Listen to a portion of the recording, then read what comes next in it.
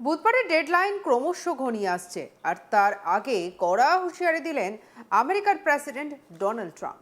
নির্ধারিত সময়ের মধ্যে ইরানের সঙ্গে চুক্তি না হলে আবারও শুরু হতে পারে বোমা বর্ষণ। উপসাগরীয় অঞ্চলে ইতিমধ্যেই টান টান উত্তেজনার আবহে এই মন্তব্য নতুন করে যেন সংঘাতের আশঙ্কাকে আরও খানিকটা উস্কে দিল। যুদ্ধবিরতি যে খুবই একটা নড়বড়ে অবস্থায় দাঁড়িয়ে রয়েছে তা স্পষ্ট করে দিয়েছে। ট্রাম্প নিজেই যেন সেটা স্পষ্ট করে দিলেন। কূটনৈতিক আলোচনা ভেস্তে গেলে সামরিক পথে ফেরার ইঙ্গিত তার কথায় স্পষ্ট, আর তাতেই আন্তর্জাতিক মহলে উদ্বেগ আরও বেড়েছে।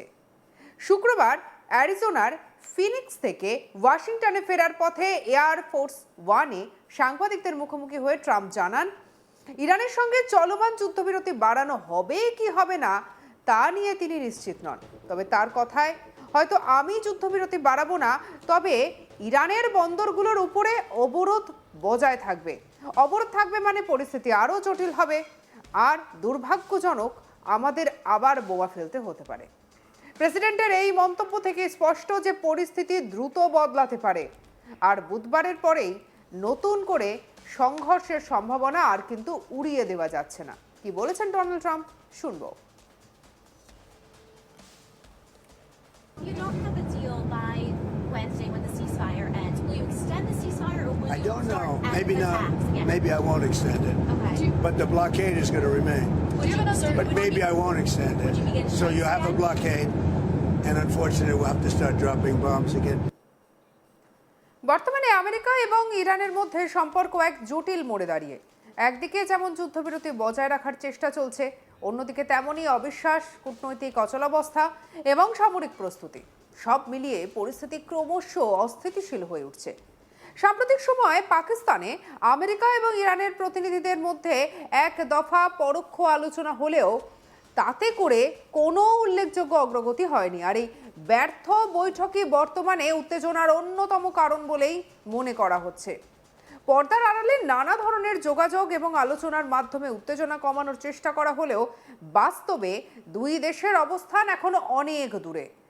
নিষেধাজ্ঞা শিথিল করা হবে কি হবে না, ইরানের পারমাণবিক কর্মসূচির সীমা ঠিক কী থাকবে এবং উপসাগরীয় অঞ্চলে সামুদ্রিক নিরাপত্তাকে কিভাবে নিশ্চিত করা হবে, এই সব গুরুত্বপূর্ণ ইস্যুতে কোনো ঐক্যমতে পৌঁছানো যায়নি।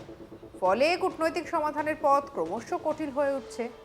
আর এই উত্তেজনার কেন্দ্রে রয়েছে হরমুজ প্রণালী, বিশ্বের অন্যতম গুরুত্বপূর্ণ সামুদ্রিক পথ। বিশ্বের মোট তেল এবং তরলীকৃত প্রাকৃতিক গ্যাস পরিবহনের প্রায় 20% এই প্রণালী দিয়ে হয়। ফলে এখানে কোনো রকম অস্থিরতা তৈরি হলে তার প্রভাব পড়ে সরাসরি বিশ্ব অর্থনীতি এবং জ্বালানি বাজারে। ওয়াশিংটন বরাবর দাবি করেছে যে হরমুজ প্রণালী আন্তর্জাতিক জলপথ হিসেবে খোলা এবং নিরাপদ রয়েছে, তবে তেহরানের অবস্থান সম্পূর্ণ ভিন্ন। ইরান স্পষ্ট করে জানিয়ে দিয়েছে, আমেরিকার চাপ এবং অবরোধ অব্যাহত থাকলে তারা এই জলপথে জাহাজ চলাচল সীমিত করতে পারে। আর এই হুঁশিয়ারি আন্তর্জাতিক মহলে যথেষ্ট উদ্বেগের সৃষ্টি করেছে, কারণ এর ফলে বিশ্বজুড়ে জ্বালানি সরবরাহ ব্যাহত হওয়ার একটা আশঙ্কা তৈরি হয়েছে। এপ্রিলের মাঝামাঝি থেকে আমেরিকা ইরানের বন্দরগুলিকে লক্ষ্য করে একটি নৌ অবরোধ চালু করেছে, আর এই অবরোধের মূল উদ্দেশ্য হলো ইরানের সঙ্গে যুক্ত সামুদ্রিক বাণিজ্য এবং চলাচলকে নিয়ন্ত্রণ করা। আমেরিকার কর্মকর্তারা জানিয়েছেন, এই অবরোধ কার্যকর করতে গিয়ে একাধিক জাহাজকে ইরানের বন্দরে প্রবেশ বা সেখান থেকে বেরোতে বাধা দেওয়া হয়েছে। ফলে ইরানের বাণিজ্যিক কার্যকলাপের উপরে সরাসরি প্রভাব পড়েছে। অন্যদিকে ইরান এই পদক্ষেপকে সম্পূর্ণ বেআইনি এবং উস্কানিমূলক বলে অভিহিত করেছে। তেহরানের মতে একটি আন্তর্জাতিক আইন লঙ্ঘন এবং একতরফা শক্তি প্রদর্শনের উদাহরণ হচ্ছে এটি, এবং ইরানের শীর্ষ নেতৃত্ব বরাবর জানিয়েছে যে এই ধরনের চাপ তারা কিছুতেই মেনে নেবে না, প্রয়োজনে তারা পাল্টা ব্যবস্থা নেবে। ইরানের কর্মকর্তারা আরও সতর্ক করে দিয়েছেন, যদি অবরোধ অব্যাহত থাকে তবে হরমুজ প্রণালী নিয়ে জাহাজ চলাচলেও সরাসরি প্রভাব পড়তে পারে। আর এই মন্তব্যের পর থেকেই আন্তর্জাতিক জ্বালানি বাজারে অস্থিরতা বাড়তে শুরু করেছে। ইতিমধ্যেই বিশ্লেষকরা সতর্ক করেছেন, পরিস্থিতি যদি আরও খারাপ হয় তবে তেলের দাম বেড়ে যেতে পারে এবং সরবরাহ শৃঙ্খল ভেঙে পড়ার ঝুঁকি তৈরি হতে পারে। ট্রাম্পের সাম্প্রতিক মন্তব্য এই সংকটকে আরও তীব্র করে তুলেছে। একদিকে তিনি বারবার চুক্তির বিষয়ে আশাবাদী সুরে কথা বলেছেন, আর অন্যদিকে আবার একই সঙ্গে সামরিক পদক্ষেপের হুঁশিয়ারিও দিয়েছেন। আর এই দ্বৈত অবস্থান কূটনৈতিক প্রক্রিয়াকে আরও অনিশ্চিত করে তুলেছে। বিশেষজ্ঞদের মতে এই ধরনের অবস্থান আসলে চাপ সৃষ্টির একটা কৌশল।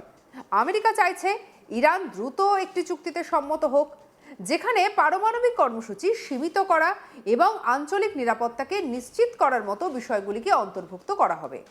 তবে ইরানও সমানভাবে কঠোর অবস্থানে রয়েছে এবং তারা নিজেদের স্বার্থ ছাড়া কোনো আপোষ করতে রাজি নয়। আর এই পরিস্থিতিতে বুধবারের ডেডলাইন অত্যন্ত গুরুত্বপূর্ণ হয়ে উঠেছে। এই দিনের মধ্যে কোনো সমঝোতা যদি না হয় যুদ্ধবিরতি ভেঙে পড়ার সেক্ষেত্রে প্রবল আশঙ্কা। আর তাহলে আবার শুরু হতে পারে সামরিক সংঘাত, যার প্রভাব শুধু উপসাগরীয় অঞ্চলে সীমাবদ্ধ থাকবে না, বরং বিশ্বজুড়ে তার প্রতিক্রিয়া দেখা যাবে।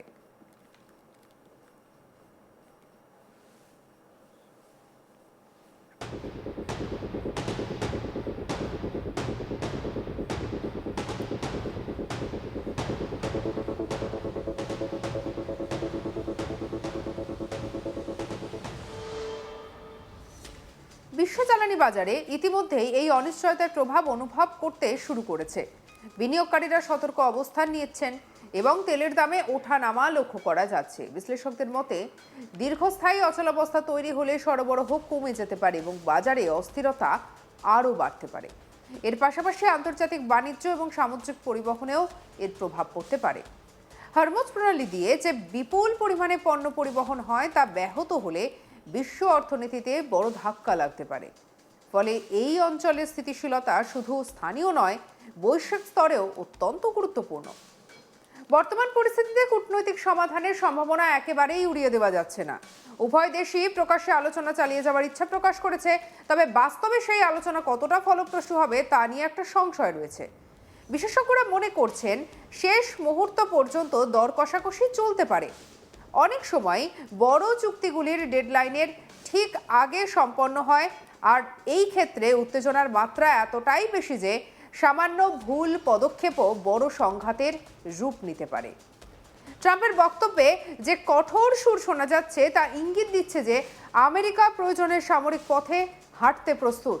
আর অন্যদিকে ইরানও বারবার জানিয়েছে যে তারা নিজেদের স্বার্থ রক্ষায় কোনোভাবে পিছিয়ে থাকবে না। ফলে দুই দেশের এই মুখোমুখি অবস্থান পরিস্থিতিকে আরও জটিল করে তুলেছে। আর সব মিলিয়ে বুধবার এক গুরুত্বপূর্ণ মোড় হিসেবে সামনে এসেছে। ওই দিনের মধ্যেই বোঝা যাবে যে কূটনীতির কি শেষ পর্যন্ত পরিস্থিতি সামাল দিতে পারবে, নাকি উপসাগরীয় অঞ্চলে আবারও যুদ্ধের আগুন জ্বলে উঠবে। আর সেই আগুন যদি জ্বলে ওঠে তবে তার প্রভাব যে সুদূর প্রসারী হবে তা নিয়ে কোনো সন্দেহ নেই।